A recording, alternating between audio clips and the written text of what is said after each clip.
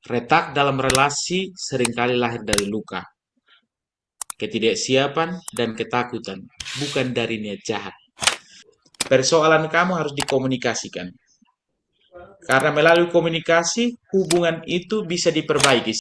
Rumah tidak menjadi tempat yang nyaman, tetapi rumah menjadi penjara.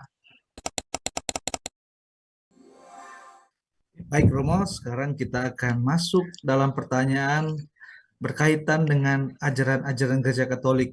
Dan ini memang jarang orang ketahui dan ini menjadi kesempatan supaya Romo bisa memberikan gambaran mengenai ajaran-ajaran tentang Gereja Katolik secara khusus dalam hal perkawinan. Baik Romo, kita langsung masuk ke pertanyaannya. Apa makna perkawinan dalam Gereja Katolik dan mengapa gereja memandangnya sebagai sakramen, bukan sekedar kontrak sosial? Baik, terima kasih Frater. Pertanyaan ini bagus. Pernikahan adalah perjanjian seumur hidup yang sakral antara seorang pria dan seorang wanita, diangkat menjadi sakramen oleh Kristus yang mewujudkan kasih Allah kepada gerejanya. Bersifat monogami, tidak terpisahkan, terbuka untuk keturunan, serta bertujuan untuk kesejahteraan suami dan istri dan pendidikan anak. Intinya, itu ada pada perjanjian atau biasa disebut dengan foedus. Sebuah komitmen total dan seumur hidup yang dibentuk di hadapan Allah, bukan sekedar kontrak sosial. Jadi, hubungan itu diangkat menjadi sakramen, tanda rahmat bagi umat Kristiani yang dibaptis. Ingat yang dibaptis. Sebentar saya jelaskan juga yang dengan yang tidak dibaptis. Di mana Kristus sendiri menyatukan suami istri dengan kasihnya kepada gereja. Jadi kenapa pernikahan itu dengan yang dibaptis baru dinyatakan sakramen. Sedangkan yang tidak dibaptis tidak bisa dinyatakan, dia bisa sah, tetapi dia tidak sakramen. Karena apa? Harus antara yang dibaptis dengan yang dibaptis. Atau istilahnya itu uh, mixtra religio dan disparitas kultus. Mixtra religio itu uh, pernikahan antara yang Katolik dengan yang non-Katolik tetapi dibaptis. Ingat, kalau gereja Kristen muda pun tetap harus ada. Ada gereja-gereja yang baptisannya itu tidak sah, maka pernikahan itu tidak sakramen. Ada gereja-gereja yang baptisan itu menggunakan rumusan trinitaris itu dinyatakan sah. Sedangkan kalau dengan yang tidak dibaptis atau disebut dengan disparitas kultus, itu perkawinannya itu bukan sakramen, tetapi sah secara hukum.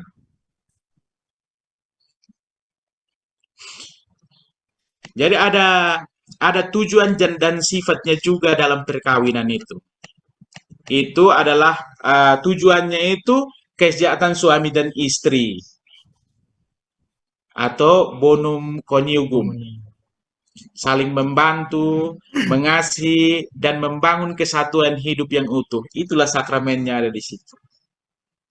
Nah, terus kelahiran dan pendidikan anak terbuka untuk prokreasi. Itu prokreasi ini sangat penting karena jika tidak ada prokreasi, maka pernikahan itu bisa dibatalkan. Misalnya salah satu pasangannya impoten, di kemudian setelah itu diketahui, maka itu bisa dibatalkan pernikahannya. Oh, itu masuk halangan ya, Karena Mbak ya? ya termasuk dalam halangan dikarenakan apa? Pernikahan itu kan dia mendukung kelahiran baru atau yang disebut dengan prokreasi, kehidupan, mendukung kehidupan itu, kehidupan baru itu. Tetapi misalnya mereka sudah nikah 1 2 tahun atau 1 bulan kemudian laki-laki ini tidak pernah sentuh istrinya sama sekali. Terus istrinya mengeluh sudah ini mengeluh kepada Pastor Romo, ini orang ini nikah habis dan dia tidak sentuh saya sama sekali. Ada apa sebenarnya? Nah, maka itu bisa dibatalkan Ya, berkaitan dengan itu. Karena impoten itu dia termasuk dalam halangan perkawinan. Dan tidak bisa dispensasi, Romo. Dia tidak bisa dispensasi Ya. kalau sudah terjadi pernikahan, ya, kecuali mereka berdua, dia pasangannya itu, dia sudah tahu bahwa dia punya pasangan itu impoten dan dia tetap mau menikah dengan itu, wah, tidak bisa dibatalkan lagi melalui perjanjian di antara mereka berdua. Kalau dia tetap mau, ya tidak tidak bisa dibatalkan lagi. Yang berikut itu adalah sifat perkawinan Katolik. Kenapa eh, perkawinan Katolik itu dikatakan sakramen? Karena dia ada tujuan dan sifatnya itu. Sifatnya itu monogami. Jadi hanya antara satu laki-laki dan satu perempuan. Kita ingat kembali kisah penciptaan itu, toh. Tuhan Yesus, Allah hanya mengambil satu rusuk dari Adam untuk menciptakan satu perempuan. Begitupun Hawa. Allah hanya mengambil satu rusuk, bukan beberapa rusuk untuk menciptakan Hawa.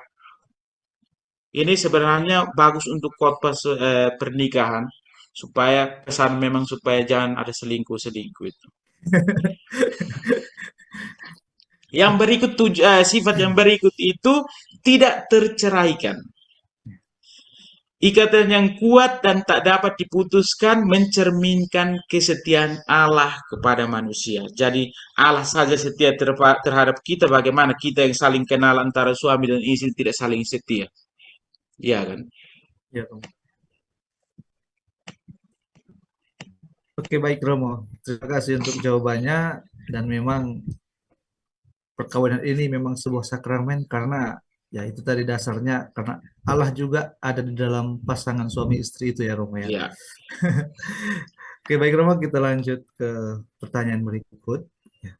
Dalam pandangan gereja, apa saja unsur utama yang membuat sebuah perkawinan Katolik dianggap sah dan sakramental?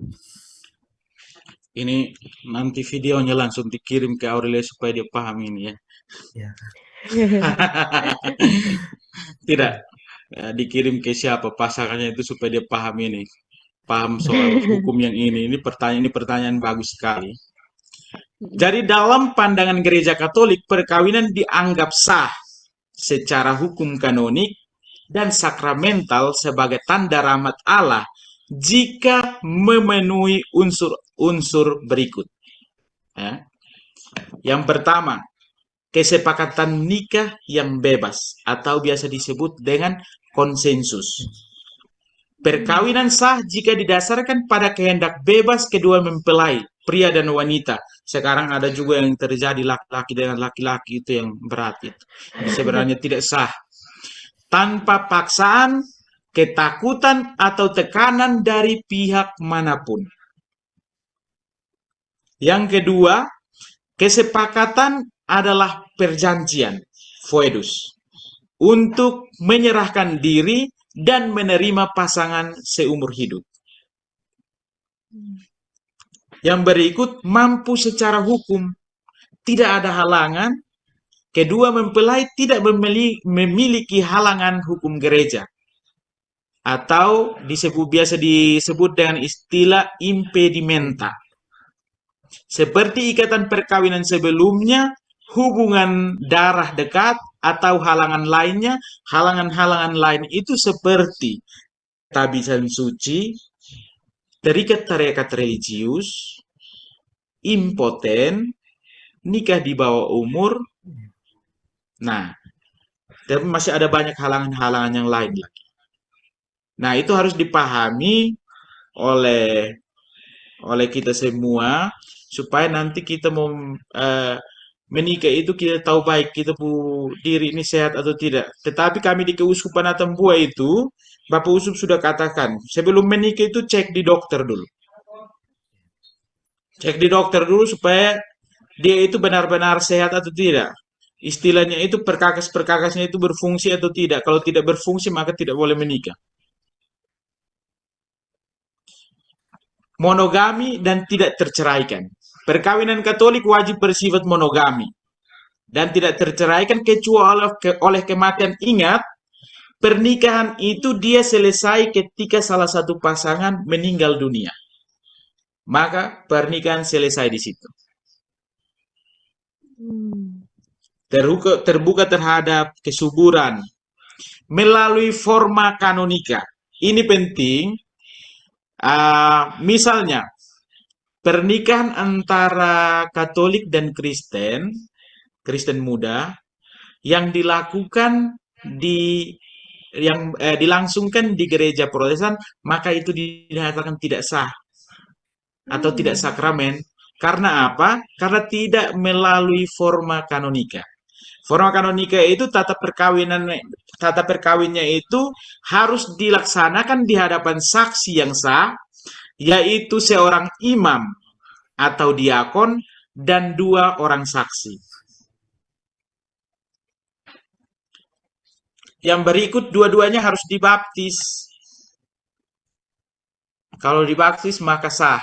Kalau mohon maaf untuk kakak Shirley, jadi kakak Shirley, kalau pernikahan antara Katolik dengan Muslim itu bisa dinyatakan sah, tetapi tidak sakramental. Tidak sakramental karena apa? Karena tidak dibaptis itu. Jadi 3 pilar utama itu sangat penting. Yang pertama mau, mampu, dan tanpa halangan. Dan melalui forma kanonika, yaitu kehendak bebas, tidak ada halangan, berdasarkan tata cara gereja Katolik. Itu dinyatakan sah.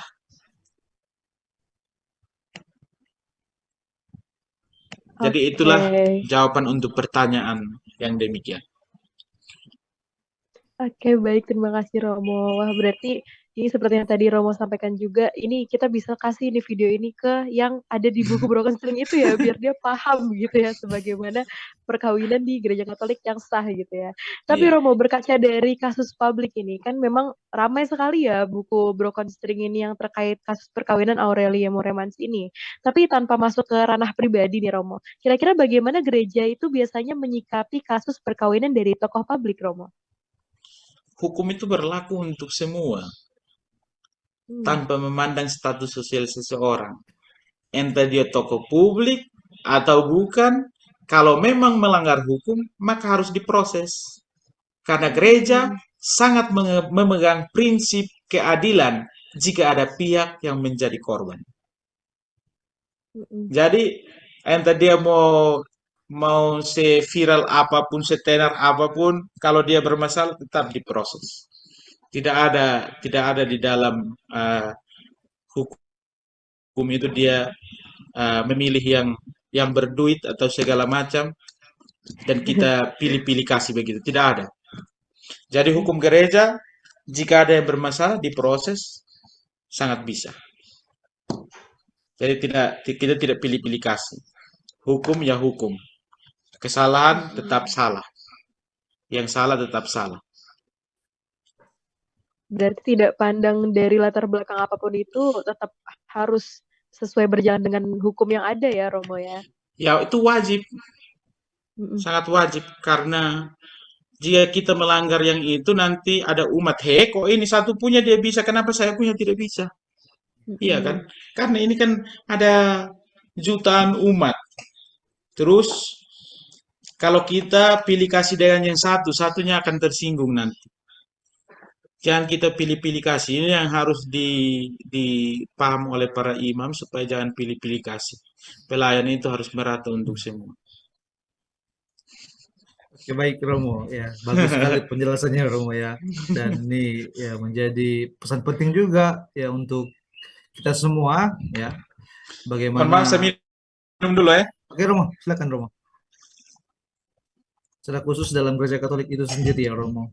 Ya, tapi tidak semata-mata gereja membolehkan begitu saja untuk pembatalannya Romo. Tentu melihat dulu kasus-kasusnya apakah itu bisa dipertimbangkan atau tidak gitu ya Romo. Oke baik Romo, kita lanjut ke pertanyaan berikut ya. Banyak orang mengira gereja Katolik sama sekali tidak mengizinkan perceraian. Bagaimana sebenarnya sikap gereja terhadap perceraian dan pembatalan perkawinan? Baik, yang paling pertama hapus dulu kata perceraian itu. Hmm. Hapus dulu kata perceraian, karena di dalam gereja Katolik kita tidak pernah mengenal yang namanya cerai. Hmm. Yang kita kenal adalah pembatalan perkawinan. Kawinan. Nah, jadi itu harus dipahami secara baik. Ya, jadi teman-teman sekalian, gereja itu sangat tidak menginginkan perceraian dan bahkan gereja tidak mengenal yang namanya cerai karena di dalam gereja Katolik tidak mengenal cerai tetapi yang dikenal adalah anulasi perkawinan. Yang mau mengatakan bahwa perkawinan itu sudah tidak sah sejak awal. Awal. Perceraian dan anulasi itu berbeda. Anulasi itu dia membatalkan perkawinan. Dan perceraian sama-sama mengakhiri hubungan, namun berbeda secara fundamental. Anulasi menyatakan pernikahan tidak pernah ada sejak awal. Nah, Hmm. karena cacat hukum atau ada halangan-halangan itu. Sementara perceraian mengakhiri pernikahan yang sah, awalnya sah. Itu perbedaan di situ. Eh, kalau Kalau anulasi itu dia melihat kembali kasus sebelum menikah, sedangkan eh, perceraian dia melihat kasus setelah menikah. Iya, Hmm. iya, iya.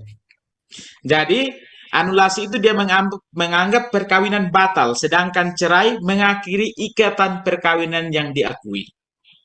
Hmm. Oke, baik Romo. Terima kasih.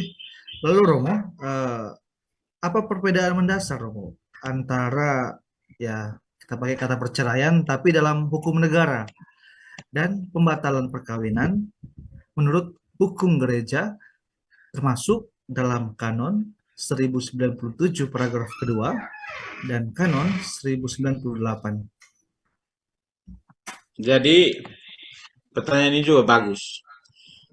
Jadi begini, status pernikahan anulasi, pembatal menyatakan bahwa pernikahan tersebut batal demi hukum atau tidak pernah ada secara hukum.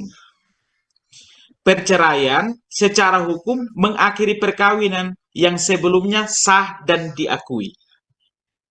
Nah, Hmm. Ya, alasannya anulasi memerlukan alasan spesifik. Halangan nikah, penipuan, paksaan, cacat, atau tata cara yang ada saat pernikahan berlangsung. Sedangkan perceraian didasarkan pada alasan yang muncul setelah pernikahan. Perselisihan, perzinahan, ya. meninggalkan pasangan, dan lain-lain itu. Dalam konteks gereja Katolik, anulasi ada putusan tribunal gereja bahwa sakramen tidak pernah terjadi karena cacat konsensus atau kanonik. Berbeda dengan perceraian sipil yang mengakhiri pernikahan. Ingat bahwa antara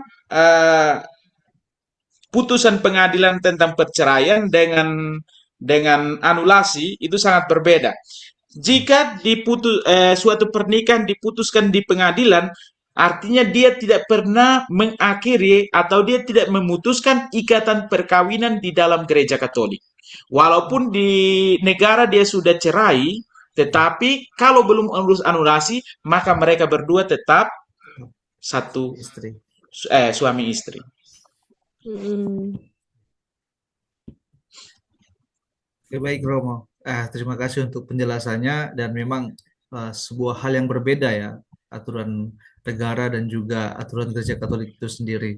Dan memang mati-matian gereja Katolik itu tidak menginginkan sebuah perceraian. Ya, baik Romo, kita lanjut ya. Dalam kondisi apa sebuah perkawinan Katolik dinyatakan tidak sah sejak awal dan apakah pembatalan dari gereja menganggap perkawinan itu tidak pernah ada? Dalam kondisi tadi sudah Ya, dijawab panjang lebar itu. Tidak ada kebebasan, ya, dia menikah tanpa kebebasan, adanya halangan-halangan di dalam perkawinan itu. Maka itu ya. sebenarnya sudah tidak sah sejak awal. Jika dia mengurus anulasi dan anulasinya itu terkabul, maka perkawinan itu dinyatakan tidak ada. Hmm. Nah, jadi dia bisa menikah lagi. Karena apa? Perkawinan yang terdahulu itu sudah dinyatakan tidak sah atau tidak ada.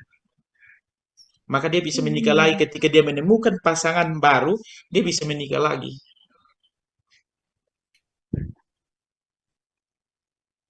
Oke, berarti memang ada perbedaan ya, Romo, memang antara perceraian dan pembatalan pernikahan itu sendiri gitu ya. Iya. Tapi Jadi lebih selanjutnya, lebih lebih apanya itu sebenarnya anulasi itu kita lihat dari kasusnya sebelum pernikahan itu. Misalnya selingkuh. mm, Selingkuh itu dia sebenarnya bukan bukan halangan perkawinan, tetapi eh, ke- dia bisa menjadi bukti. Dia hanya bisa menjadi bukti kalau eh, si pasangan yang menjadi korban perselingkuhan itu dia melaporkan. Dia hanya menjadi bukti, tetapi bukti itu harus harus sudah terjadi sebelum menikah. Misalnya, sebelum menikah dia sudah menunjukkan etikat tidak baik untuk setia dengan pasangannya, maka dia bisa mengajukan untuk pembatalan. Itu terjadi ketika sebelum menikah kalau dia sudah menunjukkan etiket tidak baik untuk setia. Jadi ingat bahwa perselingkuhan itu dia bukan halangan, tetapi dia bisa menjadi bukti. Jadi mm, dilihat dilihat dari awal sebelum menikah, bukan setelah menikah. Kalau perceraian dia setelah menikah. mm, oke. Tapi selanjutnya nih, Romo, kira-kira apakah proses pembatalan perkawinan itu sulit dan adakah penyebab lain yang mungkin membuat perkawinan itu dinyatakan batal dan terhalang? Susah-susah gampang sih anulasi. Susah gampang. Iya, setelah bula dari Paus Fransiskus waktu itu, nah, itu sebenarnya semua proses itu dipercepat anulasinya itu.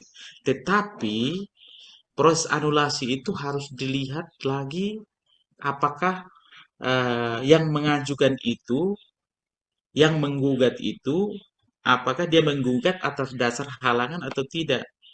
Jangan sampai misalnya karena dia bosan, dia mau gugat. Misalnya dia sudah tidak sepaham dengan suaminya lagi, dia mau gugat suaminya. Itu sampai di tribunal pasti akan ditolak.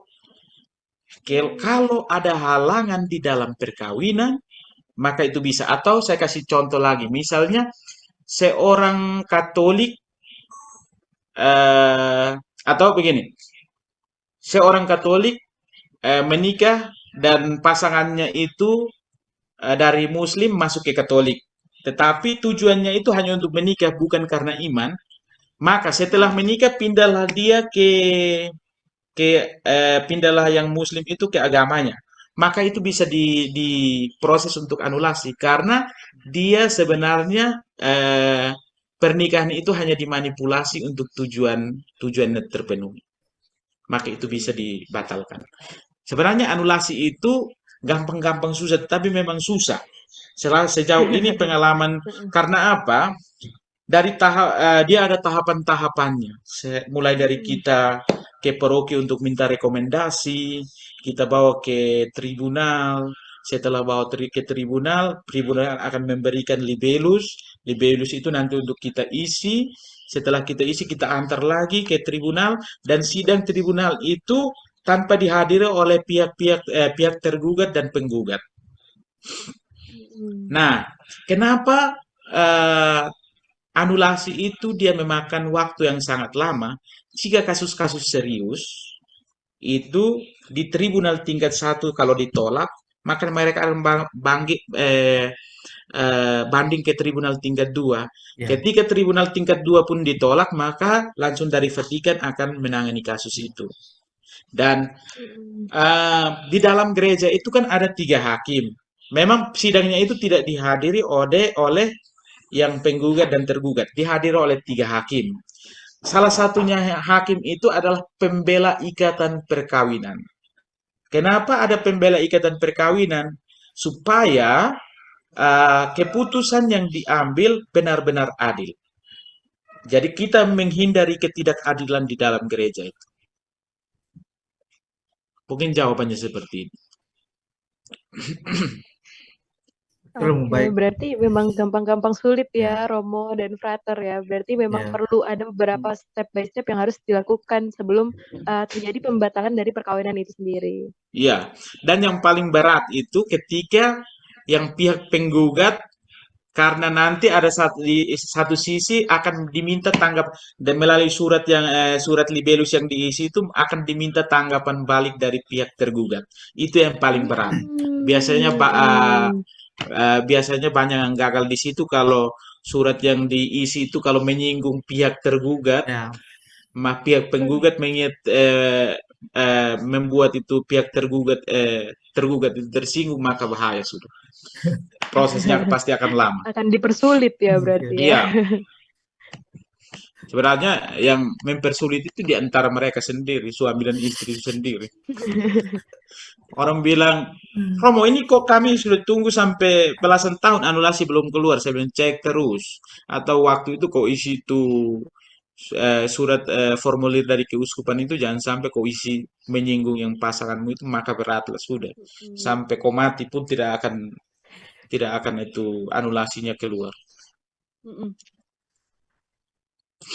Baik, Romo. Terima kasih untuk penjelasannya seputar ajaran Gereja Katolik dan juga hukum Gereja Katolik tentang perkawinan itu sendiri, Romo. Nah, sekarang kita masuk ke dimensi pastoral, Romo. Dimensi pastoral secara khusus untuk orang-orang Buddha. Ya. Jadi pertanyaannya, Romo, bagaimana gereja mendampingi umat yang mengalami kegagalan perkawinan secara emosional dan rohani?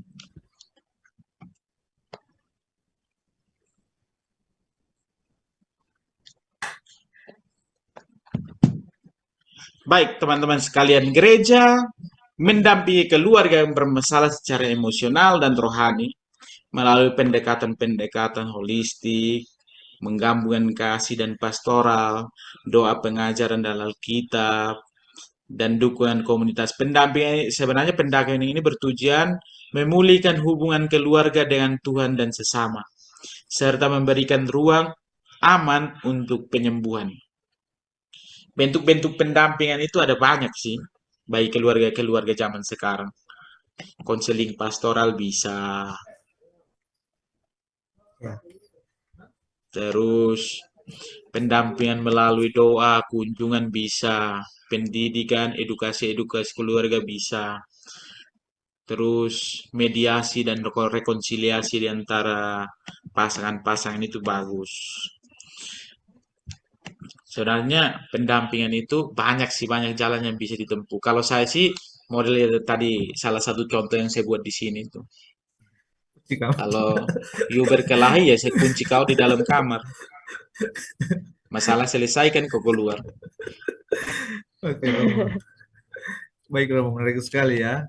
Lalu, Romo, untuk umat yang merasa gagal atau berdosa karena perkawinan yang bermasalah, pesan apa yang ingin Romo sampaikan? Baik teman-teman sekalian, harus kita tahu bahwa Allah tidak pernah berhenti mengasihi hanya karena hidup kita retak. Retak dalam relasi seringkali lahir dari luka, ketidaksiapan, dan ketakutan, bukan dari niat jahat. Perkawinan yang bermasalah adalah salib yang berat bila dipikul sendirian. Maka harus cari jalan keluar, bukan memutuskan ikatan perkawinan. Itu penting. Oke, Romo, baik. Terima kasih untuk jawabannya, Romo. Kita lanjut ke pertanyaan berikut, Romo. Apakah umat Katolik yang mengalami pembatalan perkawinan itu sendiri memiliki tempat penuh dalam gereja, Romo? Jawaban itu ya dan tegas ya. Mereka tetap memiliki tempat yang penuh di dalam gereja. Anulasi tidak membatalkan baptisan, tidak menghapus martabat, tidak mencabut hak dasar sebagai umat. Maka para pelayan gereja harus memahami gereja itu sebagai rumah, bukan sebagai ruang seleksi. Kalau gereja hanya untuk orang-orang yang hidupnya baik dan rapi, maka bangku-bangku gereja akan kosong. Gereja itu hidup justru karena orang yang jatuh dan bangkit kembali. Keluarga retak tapi tetap berdoa. Iman yang goyah tapi tetap bertahan. Baik Romo, benar sekali ya Romo. Iman yang kuat dan harus tetap bertahan ya. Karena itu adalah menjadi ciri khas bagi kita sendiri yang sebagai pengikut Kristus gitu. Baik Romo, apa pelajaran yang paling penting Romo bagi orang muda Katolik yang sedang mempersiapkan diri menuju perkawinan? Cinta sejati berani jujur lebih dahulu, meski berisiko tidak diterima. Lebih baik sakit di awal daripada menderita di Ada akhir. akhir. Komunikasi itu sangat penting dalam hubungan rumah tangga. Karena komunikasi adalah latihan kekudusan, bukan kelemahan. Itu paling penting untuk anak-anak muda supaya di masa pacaran itu komunikasi itu sangat penting. Sering komunikasi sekecil apapun, persoalan kamu harus dikomunikasikan. Karena melalui komunikasi, hubungan itu bisa diperbaiki. Saya pernah menonton satu video antara seorang kakek yang umurnya 103 tahun dan oma yang umurnya 100 tahun, usia pernikahan mereka 80 tahun. Ditanya, Hmm. opa, kakek-kakek itu dari Afrika tidak salah. Ditanya, apa yang membuat pernikahanmu itu langgeng terus? Jawabannya hanya satu, komunikasi. Karena komunikasi sangat penting dalam kehidupan berumah tangga. Baik Romo, benar sekali ya, karena memang hal yang terpenting dalam kehidupan juga dalam berpasangan itu komunikasi ya. Karena komunikasikan kita supaya tahu bagaimana keadaan pasangan kita, bagaimana keadaan teman kita. Jadi bukan hanya sekedar tahu, tapi juga ya paham dengan situasinya. Dan inilah yang akan menimbulkan sebuah kesetiaan itu akan ada dan tetap ada. Ya, Saling coba terbuka kita ya. lihat, keluarga-keluarga yang kehilangan komunikasi di dalam rumah. Terakhir apa? Mm-mm. Rumah itu menjadi penjara kan untuk anak-anak, Ya, untuk Mm-mm. benar suami, sekali untuk Romo. istri. Iya. Karena apa? Di dalam rumah itu hanya dihuni oleh para monster-monster besar. Terakhir apa? Tidak ada jalan yang nyaman untuk anak-anak pulang, untuk istri pulang, Mm-mm. untuk suami pulang. Rumah tidak menjadi tempat yang nyaman, tetapi rumah menjadi penjara. Mm-mm. Baik Romo, kita lanjut ke pertanyaan Romo. Mengapa kursus perkawinan itu dianggap sangat penting Romo? Dan hal apa yang sering diremehkan oleh pasangan sebelum menikah? Ya, kursus itu penting karena perkawinan bukan hanya soal cinta kan, tapi soal kesiapan hidup. Dan kesiapan itu tidak lahir otomatis dari rasa sayang. Kursus perkawinan itu membantu pasangan untuk sadar bahwa memang kami saling mencintai, tetapi apakah kami siap untuk hidup bersama sebagai suami dan istri? Jadi singkatnya begini, kursus perkawinan itu perlu karena cinta perlu arah yang pasti. Hmm. Niat yang baik untuk menikah butuh pengetahuan soal pernikahan. Janji seumur hidup itu perlu kesiapan batin. Oke, baik Romo, ya memang benar sekali ya. Dalam gereja Katolik ya secara khusus persiapan perkawinan itu memang sangat penting dan memang sangat dianjurkan, diharuskan setiap paroki-paroki dimanapun berada gitu. Baik Romo, di tengah banyaknya tantangan Recording in progress. dalam perkawinan hari ini, bagaimana gereja tetap membawa harapan?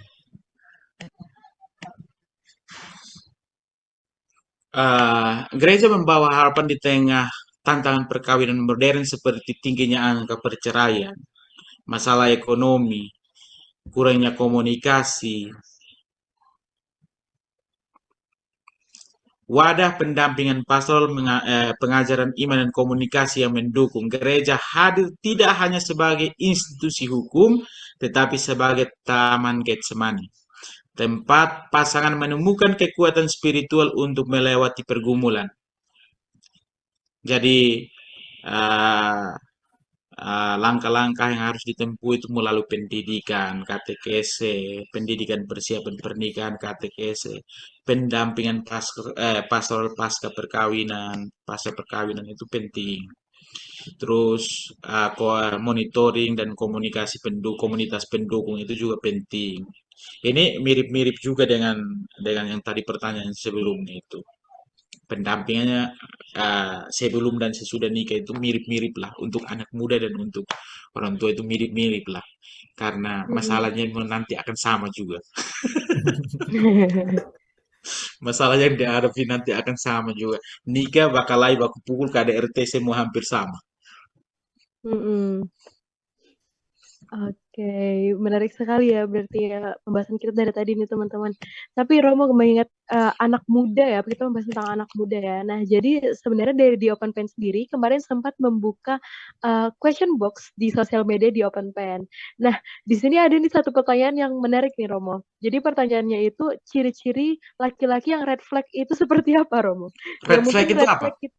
red flag itu bahasa anak muda zaman sekarang Romo, di mana red flag itu kayak apa ya, lebih ke mengekang dalam satu hubungan dan lebih Toxic ke begitu. ya toxic ya betul. Oh, Contohnya Lebih ke contoh. toxic ya. Ciri-ciri sebelum dalam menemukan suatu relationship atau suatu pasangan kah? Nah, di sini pertanyaan dari netizen di Open Pen hmm. ini bertanya kira-kira ciri-ciri cowok yang red flag itu seperti apa? Mungkin Sebenarnya bisa itu dijawab. mereka sendiri yang temukan itu, itu ya. Jadi ciri-cirinya itu kemungkinan dia seperti posesif dan Mm-mm. suka mengontrol. Jadi ketika kau kenal dengan dia, sikapnya itu posesif, suka suka mengontrol. Pengontrolan itu hanya sebagai tanda santai, tetapi itu manipulatif semua. Itu sebenarnya sudah harus dibaca dari situ. Kalau Mm-mm. toxic itu ya dia seperti itu. Posesifnya tingkat tinggi, mengontrol pasangannya. Dia mengontrol pasangannya, tetapi dia sendiri tidak bisa dikontrol. Nah, itu bahaya. Ah. Dalam hubungan suatu hubungan itu harus ada keseimbangan. Jika kau mengontrol saya untuk tidak berbuat ini, kau juga harus tidak berbuat seperti itu. Sehingga ada keseimbangan di antara mereka berdua. Jangan sampai Mhm. kita yang dilarang, tetapi dia sendiri tidak mau melarang dirinya.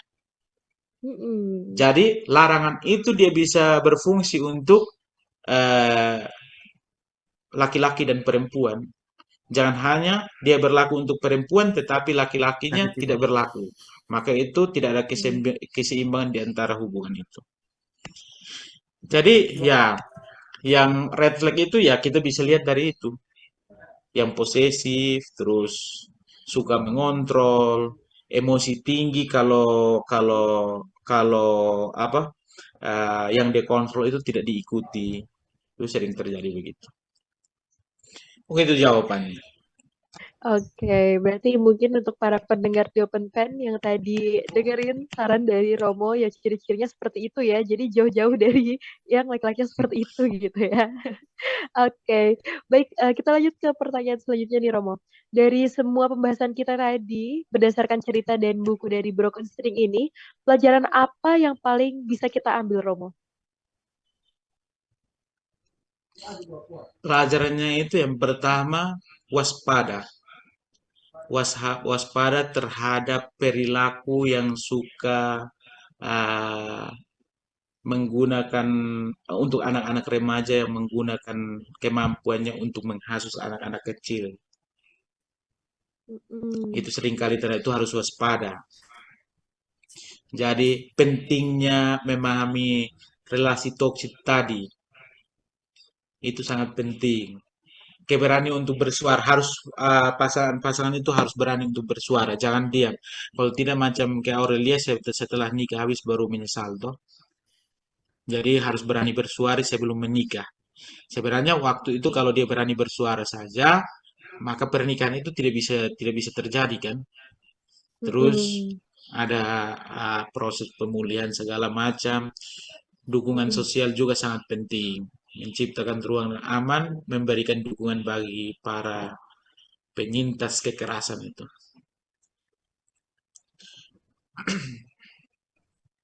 Oke, baik. Berarti sekiranya seperti yang dari buku Broken String ini kan juga muncul nih banyak aktivis-aktivis yang mulai menyuarakan lagi ya Romo, entah mungkin terkait child grooming dan ya hubungan atau relationship yang berjarak sangat jauh gap umurnya. Nah, ini kan yang mungkin bisa kita perhatikan lagi untuk anak-anak muda di luar sana atau mungkin sosok yang mungkin merasakan hal yang sama seperti buku Aurelia Moreman ini yang mungkin memang bisa lebih tahu gitu kira-kira indikasi-indikasi apa yang akan membawa kepada hubungan yang toksik itu. Dan berarti untuk para pendengar di Open Pen, kita bisa ambil tadi dari pelajaran yang sudah disampaikan oleh Romo tadi ya, komunikasi dan speak up selain itu juga saling mendukung antar satu sama lain juga di lingkungan kita gitu. Jadi jangan langsung ngejudge gitu ya Romo ya.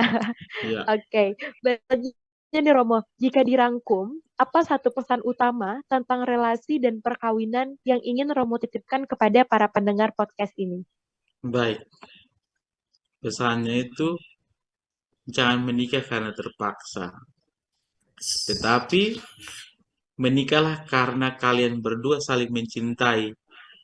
Jika ada pertengkaran kecil di dalam rumah tangga, coba komunikasikan secara baik, bukan mengakhiri ikatan yang pernah ada, dan beralih untuk memilih gitar yang baru.